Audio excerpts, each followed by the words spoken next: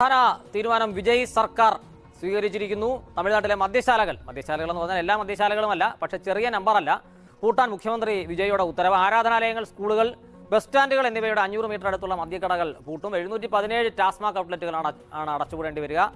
Joby George ചേരുന്ന വിവരങ്ങളുമായി. ജോബി, ലഹരിയുടെ പിടിയിൽ നിന്ന് സ്ത്രീകൾക്കെതിരായ അതിക്രമങ്ങളിൽ നിന്നൊക്കെ തമിഴ്നാടിനെ മോചിപ്പിക്കുമെന്നാണ് വിജയുടെ വാഗ്ദാനം. അപ്പോൾ അതിലേക്കുള്ള പ്രാരംഭ നടപടികളാണ്. ഒപ്പം ഈ ടാസ്മാക്കുകൾ അനുവദിച്ചതൊക്കെയായി ബന്ധപ്പെട്ട് വലിയ അഴിമതി കഥകളൊക്കെ നേരത്തെ അവിടെ നിന്ന് കേട്ടിട്ടുമുണ്ട്.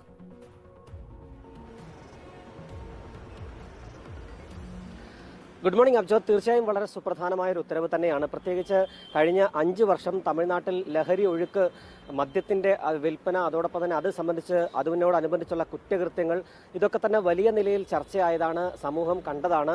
ഈ തെരഞ്ഞെടുപ്പ് കാലത്ത് വലിയ ചർച്ചാ വിഷയങ്ങളിൽ ഒന്നായിരുന്നു. നമ്മൾ തന്നെ പല മണ്ഡലങ്ങളിലും പോകുമ്പോൾ സ്ത്രീകൾ വന്ന് അതിനെക്കുറിച്ച് സംസാരിക്കുമായിരുന്നു.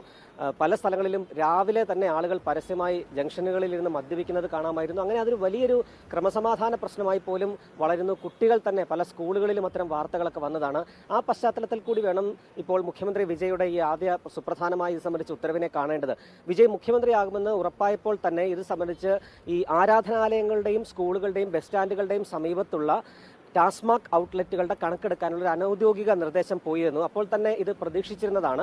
500 മദ്യശാലകൾ അടച്ചുപൂട്ടുമെന്നാണ് നമ്മൾ കേട്ടിരുന്നത് ഇന്നലെ രാത്രി. എന്തായാലും ഇപ്പോൾ 717 ടാസ്മാക് ഔട്ട്ലെറ്റുകൾ അടച്ചുപൂട്ടാനുള്ള നിർദ്ദേശമാണ് വന്നിരിക്കുന്നത്.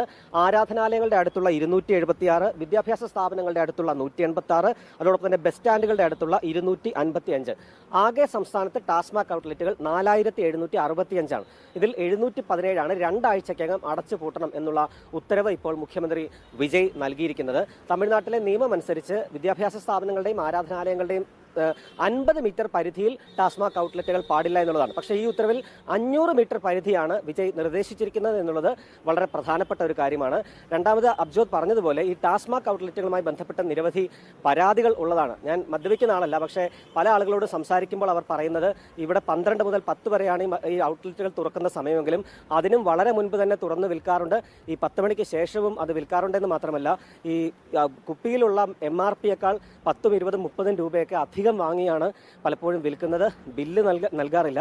ആരെങ്കിലും ഇതിന് തർക്കിക്കുകയാണെങ്കിൽ വേണമെങ്കിൽ വാങ്ങിച്ചിട്ട് പൊക്കോളൂ എന്ന് പറയുകയാണ് പതിവ്.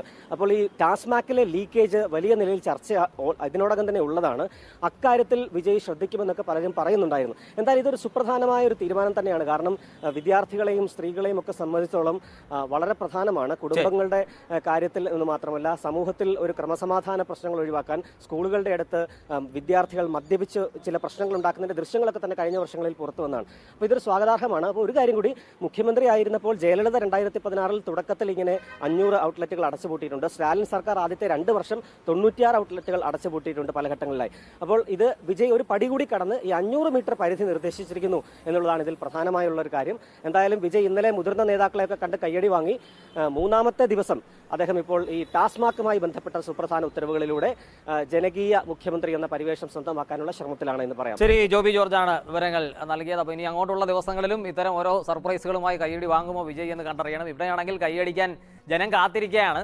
പക്ഷേ ആ കയ്യടി കൂവലിന് വഴിമാറുന്നൊരു സാഹചര്യമാണ് നിലവിലുള്ളത്. പ്രത്യേകിച്ചും ഇന്ദിര ഗ്യാരണ്ടിയിലടക്കമുള്ള വാഗ്ദാനങ്ങൾ നടപ്പിലാക്കുന്ന സർക്കാർ ഉത്തരവുകൾ വരുമ്പോൾ കൈയടിക്കാൻ സ്ത്രീകളൊക്കെ പ്രധാനമായും കാത്തിരിക്കുന്നുണ്ട്.